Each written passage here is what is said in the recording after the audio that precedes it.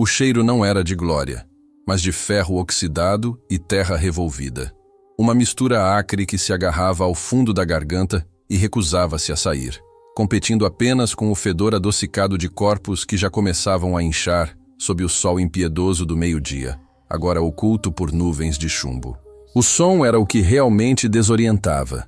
Não o clangor metálico do combate imediato, mas o zumbido surdo, quase tectônico, de 30.000 homens marchando em uníssono a 2 quilômetros de distância, uma vibração que subia pelas solas das botas de couro desgastado e ressoava nos ossos da tíbia antes mesmo de chegar aos ouvidos. O general Kellen não precisava ver a linha do horizonte para saber que a morte se aproximava. Ele podia senti-la na mudança da pressão atmosférica, no silêncio repentino dos pássaros que haviam abandonado o vale horas antes, deixando para trás apenas o vento que sibilava entre os estandartes esfarrapados de sua própria vanguarda. Ele passou a mão, calejada e suja de fuligem, pela madeira úmida da balaustrada improvisada, sentindo cada farpa como se fosse uma acusação, seus olhos cinzentos varrendo o terreno acidentado do desfiladeiro de Vulturnos, não como um paisagista, mas como um carniceiro avaliando a mesa de corte. A geografia ali não era apenas cenário, era o tabuleiro de xadrez onde o destino de um reino inteiro, o reino de Etelgard, oscilava precariamente.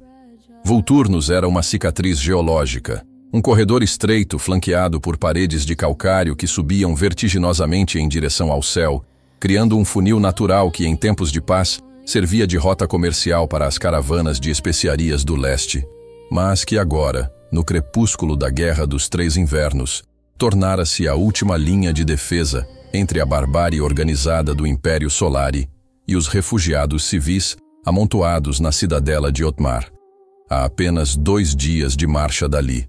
O Império Solari não era apenas um exército. Era uma máquina burocrática de conquista, uma onda dourada de armaduras polidas e disciplina inumana que havia engolido 6 províncias em menos de 1 ano, movendo-se com a inevitabilidade de uma geleira, esmagando culturas, línguas e resistências sob o peso de seus escudos retangulares e lanças de ponta de bronze. Para eles, a Etelgard era apenas mais uma nota de rodapé nos anais de sua expansão, um inconveniente geográfico a ser pavimentado. Kailen sabia que os números eram uma sentença de morte matemática. Ele comandava pouco mais de 4.000 almas, uma amálgama desesperada de veteranos cansados, cujas armaduras eram colchas de retalhos de campanhas passadas, camponeses armados com foices modificadas e um punhado de arqueiros cujas aljavas estavam perigosamente leves. Não eram heróis de canções, eram homens e mulheres com frio, fome e o tipo de medo visceral que liquefaz as entranhas. Ao seu lado, o capitão Hanno ajustava compulsivamente as correias de seu peitoral, o couro rangendo ritmicamente, um tique nervoso que Kailen observava há semanas. Hanno não era um estrategista, era um martelo, um homem que entendia a guerra como uma colisão frontal, e a complexidade do que estava prestes a acontecer escapava à sua compreensão linear, substituída por uma lealdade cega que pesava nos ombros de Kailen mais do que qualquer armadura de placas. Hanno olhava para o general não em busca de ordens, mas de um milagre, seus olhos injetados refletindo o pânico contido de quem sabe que está prestes a ser engolido pela maré. A tensão no ar era física, uma eletricidade estática que fazia os pelos da nuca se eriçarem. Kailen fechou os olhos por um segundo, permitindo-se uma breve imersão na memória sensorial de sua casa, o cheiro de pão assando e madeira de pinho queimando na lareira, antes de trancar essa humanidade em um cofre mental e jogar a chave fora.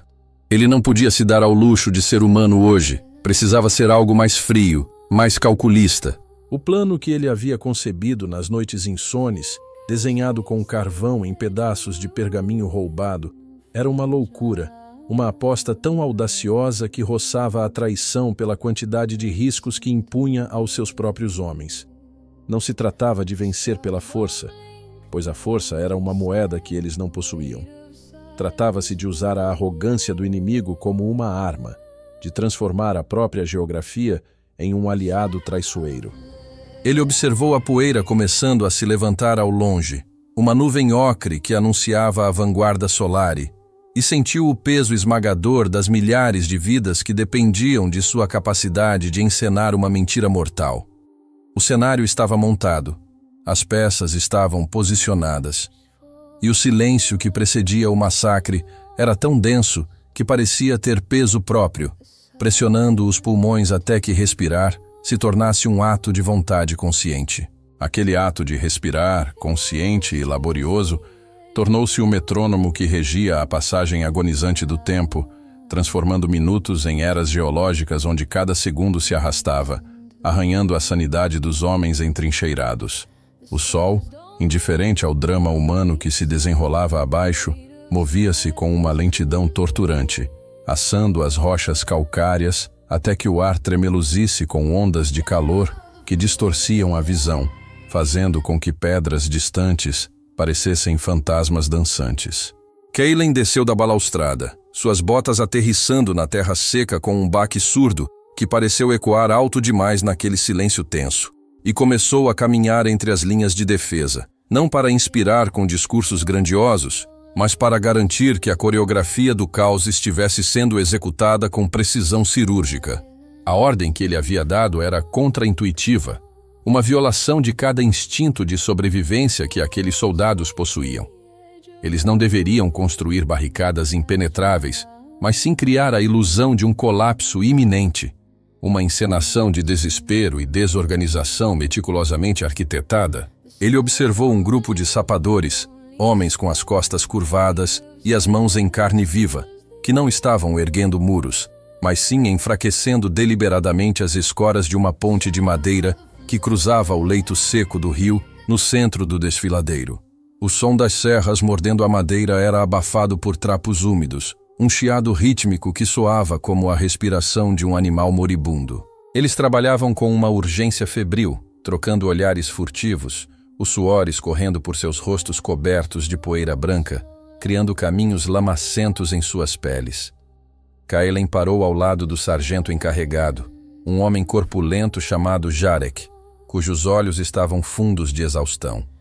Jarek não saudou, apenas apontou para uma viga principal que havia sido serrada até restar apenas uma lasca de sustentação, camuflada com lama e musgo para parecer intacta. Era uma armadilha de uma simplicidade brutal, projetada não para parar o exército inimigo, mas para ditar onde seus pés pesados pisariam, canalizando a força bruta do Solari para pontos de ruptura que a natureza e a sabotagem haviam preparado. Mais atrás, a logística da decepção operava em um nível quase teatral. Carroças foram viradas propositalmente, sacos de grãos rasgados e espalhados como se tivessem sido abandonados em pânico, e fogueiras foram acesas em horários erráticos, alimentadas com madeira verde para produzir uma fumaça espessa e negra que sugeria confusão e falta de disciplina. Kaelen sabia que os batedores Solari estariam observando dos picos distantes, interpretando esses sinais visuais através do prisma de sua própria arrogância. Eles veriam o que queriam ver, uma ralé aterrorizada, pronta para quebrar e fugir ao primeiro sinal de aço. Mas para os homens de Kaelen, a espera era um veneno lento. Sentados nas sombras das rochas, eles poliam suas armas não por necessidade, mas como um ritual para acalmar as mãos trêmulas. O som de uma pedra de amolar deslizando sobre o metal repetia-se infinitamente. Um ruído que se infiltrava nos dentes. Um jovem lanceiro, mal saído da puberdade, roía a pele ao redor das unhas até sangrar, seus olhos fixos em um ponto vazio no chão, a mente certamente vagando para longe dali, para o cheiro da saia da mãe, ou o gosto de maçãs frescas, qualquer coisa que não fosse a perspectiva de ter as entranhas abertas antes do pôr do sol. Ano caminhava ao lado do general, a mandíbula travada com tanta força que os músculos do pescoço pareciam cordas de violino prestes a arrebentar. Para um guerreiro tradicional como ele, aquela estratégia era uma afronta física. Ele queria linhas de escudos, queria a solidez de uma falange, não truques de fumaça e espelhos. Eles vão sentir o cheiro do medo, Kaelen, sussurrou Hanno, sua voz rouca como cascalho. Se dermos a eles a aparência de fraqueza, Eles nos devorarão. Kaelin parou e olhou para o amigo, vendo o reflexo de sua própria dúvida no fundo das pupilas dilatadas do capitão. O medo é a única língua que eles não esperam que falemos com fluência, respondeu Kaelin, baixo, mas firme. A força deles é a rigidez, Hanno. Eles são um martelo. Se formos uma bigorna, quebraremos. Precisamos ser água. Precisamos ser o vazio onde eles esperam encontrar resistência. Hanno grunhiu, não convencido, mas resignado, e voltou a ajustar as correias de sua armadura, o couro rangendo novamente. Um som que agora parecia marcar os segundos restantes de suas vidas. À medida que a tarde avançava, a luz dourada do sol começava a virar um laranja sangrento, alongando as sombras no desfiladeiro, até que elas se tornassem garras escuras estendendo-se sobre o acampamento. A temperatura caiu, mas a tensão térmica nos corpos dos homens aumentou. O cheiro de suor azedo misturava-se agora com o aroma de guisado queimado. Outra parte da encenação. Panelas deixadas no fogo para sugerir um abandono precipitado. Kaelin sentiu uma gota de suor frio escorrer pela espinha. A espera havia entrado em sua fase mais crítica. O momento em que a mente começa a pregar peças, quando o farfalhar de um lagarto nas pedras soa como passos de uma legião, e o vento nas fendas das rochas soa como sussurros de traição. Ele se retirou para uma pequena alcova natural na rocha, onde seus mapas estavam estendidos no chão, presos por pedras.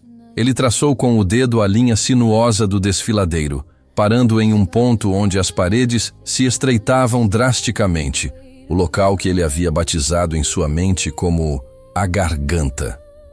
Ali, escondidos nas fendas superiores, invisíveis do chão do vale, estavam seus arqueiros e os poucos escorpiões, balistas leves, que haviam conseguido salvar.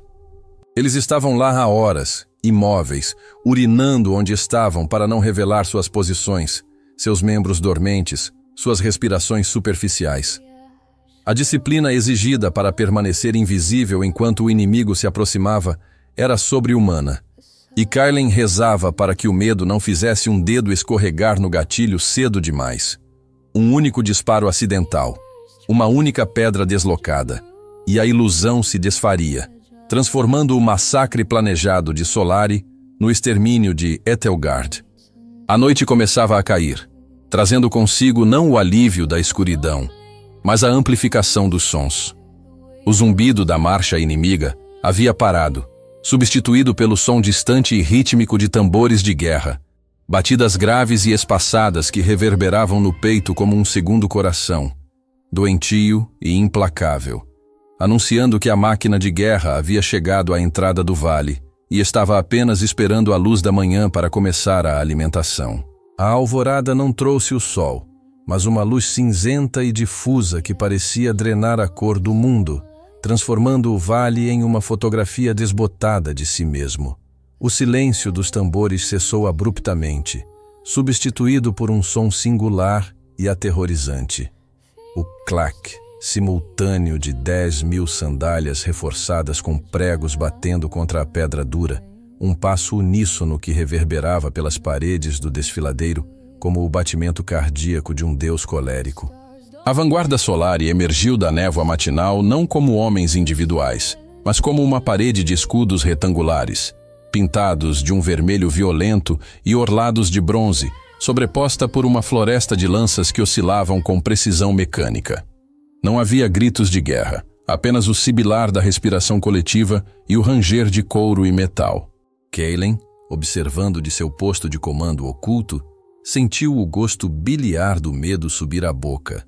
A escala da força inimiga, agora visível em sua totalidade geométrica, fazia seu plano parecer não audacioso, mas infantil, um castelo de cartas erguido contra um furacão. O primeiro contato não foi uma colisão, mas uma penetração cirúrgica. A isca de Kaelin, 300 homens liderados por um Hanno visivelmente pálido, estava posicionada no centro do estreito, fingindo uma desorganização frenética. Quando a primeira linha solar chegou a 30 metros, o ar se encheu com o zumbido de vespas furiosas, a chuva de pila, os dardos pesados da infantaria imperial. O som do impacto foi nauseante, uma cacofonia de tud krakshk, enquanto as pontas de ferro macio perfuravam os escudos de madeira podre dos defensores e continuavam seu trajeto para encontrar carne, osso e pulmão. Um soldado ao lado de Hanno foi levantado do chão pela força cinética do impacto, pregado ao próprio escudo como um inseto em uma coleção, seus pés chutando o ar em espasmos inúteis, enquanto o sangue arterial borrifava as costas do homem à sua frente. O grito que ele tentou dar foi afogado pelo sangue, saindo apenas como um gorgolejo úmido que se perdeu no estrépito do avanço. "Recuem! Pelo amor dos deuses, recuem!" berrou Hanno. E desta vez não era a atuação. O pânico, aquele contágio volátil que Kailen esperava manipular, ameaçava se tornar real. A linha de defesa de Etelgard quebrou, os homens tropeçando uns nos outros, largando armas, correndo em direção à ponte sabotada sobre o leito seco do rio. Aos olhos do comandante Solari, um centurião de elmo com crista transversal que observava a cena com desdém analítico, aquilo era a confirmação de sua superioridade racial e militar. Ele ergueu o gládio e a máquina de guerra acelerou. A disciplina rígida relaxou apenas o suficiente para permitir a perseguição, a sede de sangue superando a cautela tática. A massa dourada e vermelha fluiu para o funil, comprimindo-se, empurrando-se, uma torrente de corpos blindados ansiosos para massacrar os fugitivos antes que eles escapassem para as colinas. Foi então que a realidade colidiu violentamente com o plano. A ponte de madeira, enfraquecida pelos sapadores de Jarek, deveria ter cedido sob o peso da primeira coorte Solari. Mas a madeira, talvez inchada pela umidade da noite, ou teimosa em sua arquitetura antiga, gemeu, envergou, mas não quebrou.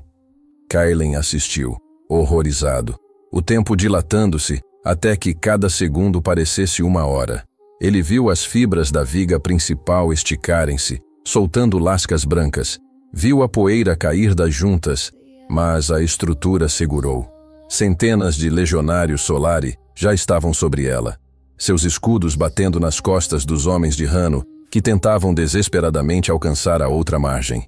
Se a ponte não caísse agora, a retaguarda de Kailen seria massacrada, e o exército inimigo cruzaria o obstáculo intacto, transformando a armadilha em uma via expressa para a aniquilação de Etelgard. Jarek, escondido sob a estrutura em um nicho na rocha, viu a falha. Uma cunha de ferro, inserida para manter a estabilidade até o último momento, havia emperrado, recusando-se a ser desalojada pela corda que ele puxava freneticamente. O suor cegava seus olhos, misturado com a poeira que caía das tábuas acima, onde botas pesadas trovejavam. Ele podia ouvir os gritos de morte de seus companheiros logo acima de sua cabeça. Com um rugido de frustração primal, Jarek abandonou a corda, pegou sua marreta de ferreiro e saltou do esconderijo, expondo-se à vista de qualquer arqueiro que olhasse para baixo. Ele correu para a viga de sustentação central, ignorando as flechas que começaram a sibilar ao seu redor, e desferiu um golpe, 2, 3 contra a cunha travada. O som de metal contra metal foi agudo, um tlim desesperado no meio do caos grave da batalha. No quarto golpe, a física reivindicou sua dívida. A cunha saltou. Houve um instante de suspensão, um milésimo de segundo onde a gravidade pareceu hesitar. E então o som do mundo se partindo ao meio ecoou pelo vale. Não foi um estalo, foi uma explosão de madeira torturada. Um crack! Que soou como um trovão vindo debaixo da terra. A ponte não apenas caiu, ela se desintegrou. O centro cedeu abruptamente, criando um V mortal. Centenas de legionários Solari, presos em sua própria massa compacta, foram lançados uns contra os outros. A disciplina, que era sua maior força, tornou-se sua sentença de morte. Amarrados por sua formação cerrada, quando um caiu, arrastou 3 consigo. Corpos blindados despencaram 15 metros até o leito de pedras afiadas do rio seco. O som de armaduras amassando, ossos quebrando e o grito coletivo de terror de 500 homens caindo ao mesmo tempo foi uma atrocidade auditiva que faria os sobreviventes acordarem gritando por anos. A nuvem de poeira e farpas de madeira subiu, obscurecendo a visão, mas Kaylen não esperou a poeira baixar. O caos estava instalado, a vanguarda inimiga estava quebrada ou morta no fosso, e o corpo principal do exército Solari estancou, confuso, diante do abismo repentino. "Agora!" gritou Kaylen, sua voz rasgando a garganta. Ele acendeu a tocha sinalizadora e a girou 3 vezes. Das fendas altas nas paredes do desfiladeiro, onde o silêncio havia reinado, a morte começou a chover. Não eram flechas comuns, mas hastes pesadas, disparadas de cima para baixo, ganhando velocidade terminal. Elas não buscavam brechas nas armaduras. Com a força da gravidade, elas perfuravam capacetes, atravessavam ombros, pregavam pés ao chão. O som metálico de milhares de pontas de aço encontrando bronze, clink, clink, clink, clink, soava como uma chuva de granizo demoníaca sobre um telhado de zinco. O exército Solari, comprimido no corredor estreito, sem inimigos à frente para combater e com a morte caindo do céu, começou a convulsionar. A ordem dissolveu-se em entropia sangrenta. A poeira calcária, branca e asfixiante, ainda pairava sobre o fosso recém-criado, transformando o ar em uma sopa leitosa, onde sombras se contorciam em agonia, mas o horror auditivo transcendia qualquer cegueira visual. O fundo do leito seco do rio não era mais geologia, tornara-se um abatedouro industrial, uma massa contorcida de carne, bronze e madeira estilhaçada, onde a individualidade humana havia sido obliterada pela física bruta.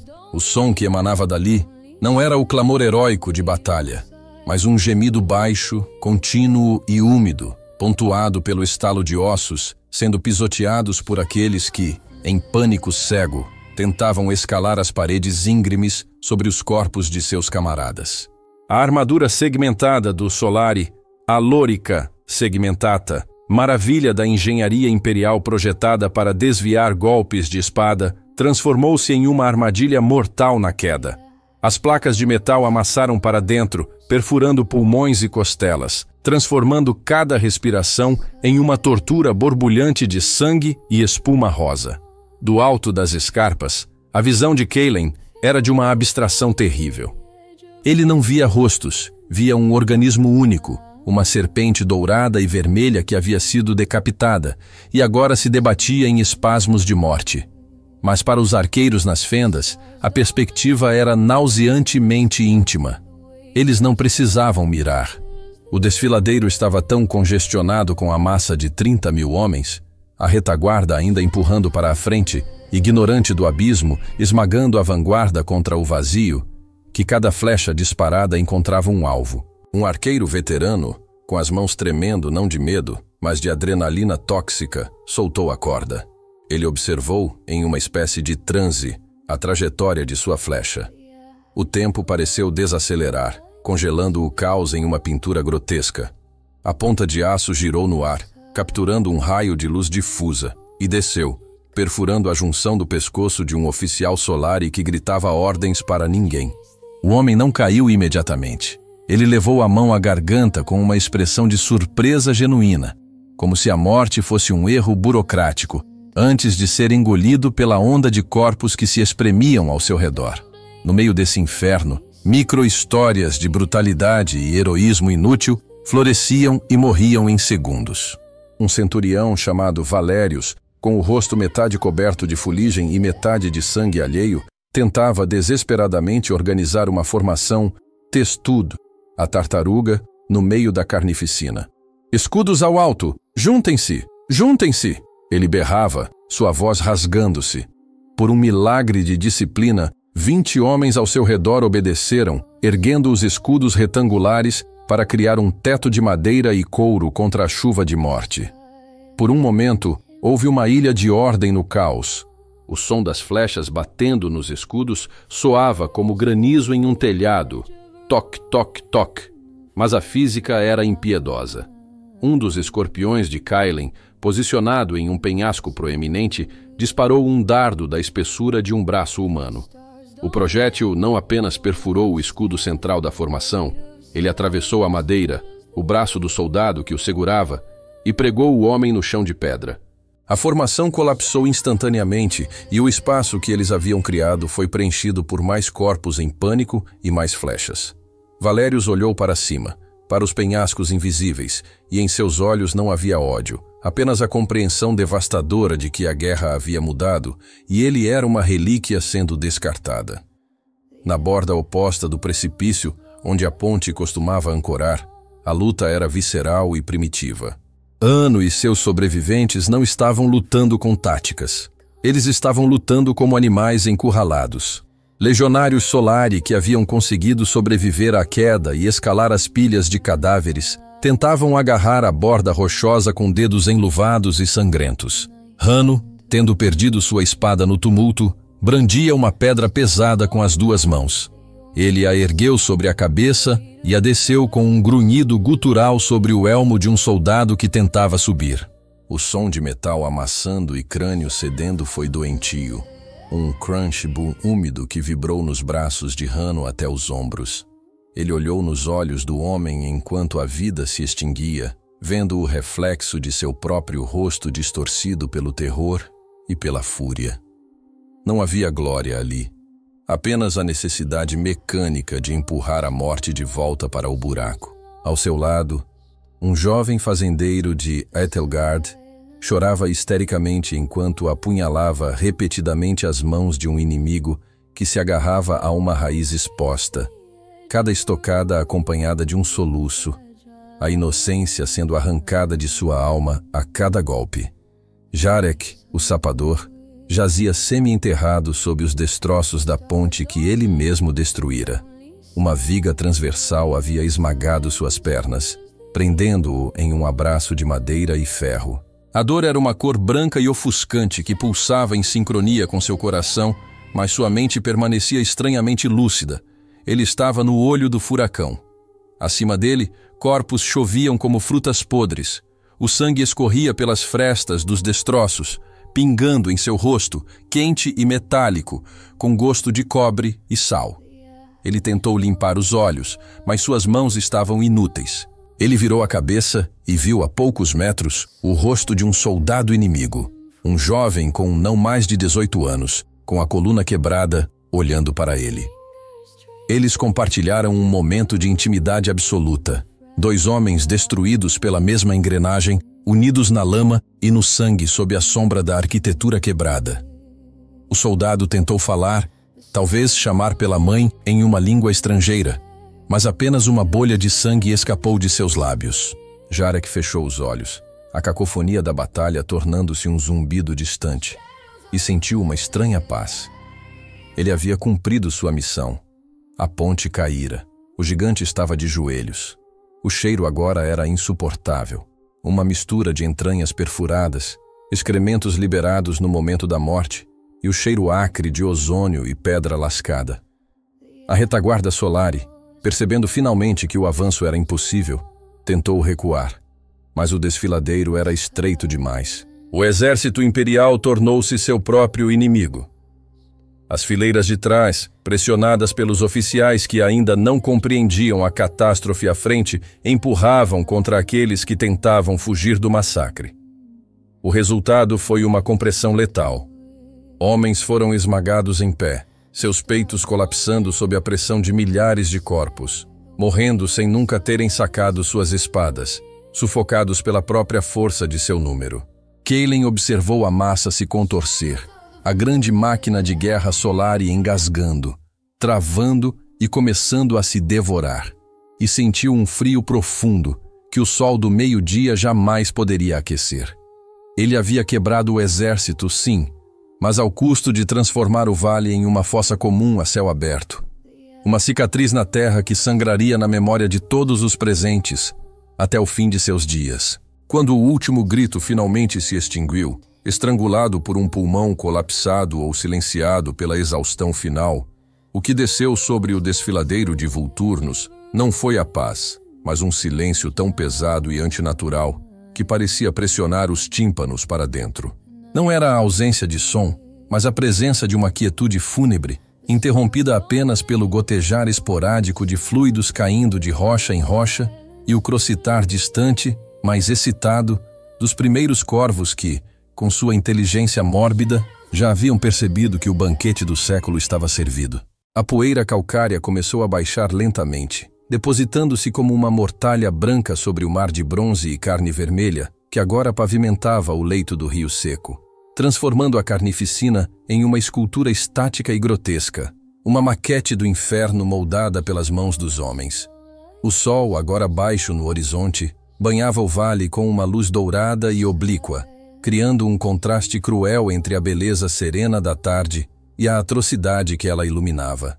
Kaelin desceu de seu posto de observação, seus movimentos lentos e rígidos, como se ele tivesse envelhecido 30 anos nas últimas 3 horas. Ele caminhou entre seus homens, mas não houve vivas, não houve celebração de triunfo. Os sobreviventes de Etelgard estavam sentados onde haviam parado, os olhos vidrados, as mãos ainda agarradas às armas com tanta força que os dedos estavam brancos e travados em cãibras permanentes. Eles olhavam para o fosso de cadáveres não com orgulho, mas com uma espécie de reverência horrorizada diante da eficácia de sua própria violência. Hanno estava sentado na borda do precipício, balançando as pernas sobre o abismo, o rosto uma máscara de sangue seco que craquelava quando ele tentava mover a mandíbula. Ele olhou para Kaelin e no fundo de seus olhos a luz do guerreiro impetuoso havia se apagado, substituída por uma sombra profunda e indelével. Eles pararam. Sussurrou Hanno, sua voz soando estranha e pequena na vastidão do vale. O resto deles. Eles simplesmente viraram as costas e foram embora. E era verdade.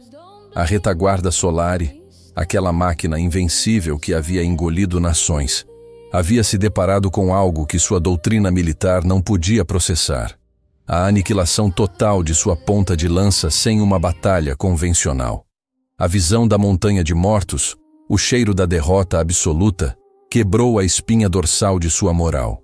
Eles recuaram não como um exército tático, mas como homens que viram o rosto de um Deus vingativo e decidiram que não queriam fazer parte de sua história. A retirada foi silenciosa, envergonhada, deixando para trás estandartes e suprimentos, uma hemorragia de orgulho imperial que levaria gerações para estancar. A Etelgard estava salva. As caravanas de refugiados em Otmar viveriam para ver outro inverno. As crianças cresceriam falando sua própria língua e não o dialeto dos conquistadores. Mas o preço dessa liberdade estava escrito na geometria distorcida dos corpos abaixo. Nos anos que se seguiram, a natureza, em sua infinita e indiferente paciência, começou a reivindicar Vulturnos. As chuvas de outono lavaram o sangue das pedras, levando-o para lençóis freáticos profundos, nutrindo raízes que brotariam flores vermelhas e vibrantes na primavera seguinte. A madeira da ponte podre e os ossos dos mortos foram lentamente cobertos por musgo e trepadeiras, transformando a pilha de destroços em uma colina verdejante e irregular no meio do desfiladeiro. O local tornou-se sagrado e maldito, evitado pelos viajantes supersticiosos que juravam ouvir, nas noites de vento, o som de metal amassando e gritos abafados emanando da terra. Jarek, o sapador, permaneceu lá, sepultado sob a estrutura que ele derrubou. Um guardião eterno de uma fronteira que ele desenhou com sua própria vida. Kaelin viveu o resto de seus dias não como um herói de lendas douradas, mas como um homem assombrado pela aritmética da sobrevivência. Ele entendeu, naquela tarde poeirenta, que a estratégia suprema não é a arte de vencer com elegância, mas a capacidade brutal de escolher qual horror é preferível. Ele havia trocado a inocência de seus homens e a humanidade de seus inimigos pela continuidade de seu povo. Sentado em sua varanda anos depois, observando o pôr do sol, ele ainda podia sentir o cheiro de ferro oxidado e terra revolvida, uma lembrança olfativa que nenhum vinho podia apagar. O plano audacioso havia funcionado perfeitamente, salvando milhares de vidas ao custo de transformar um vale em uma necrópole, provando que na guerra, a salvação e a condenação são muitas vezes a mesma coisa, separadas apenas pelo lado da ponte em que você está quando ela cai.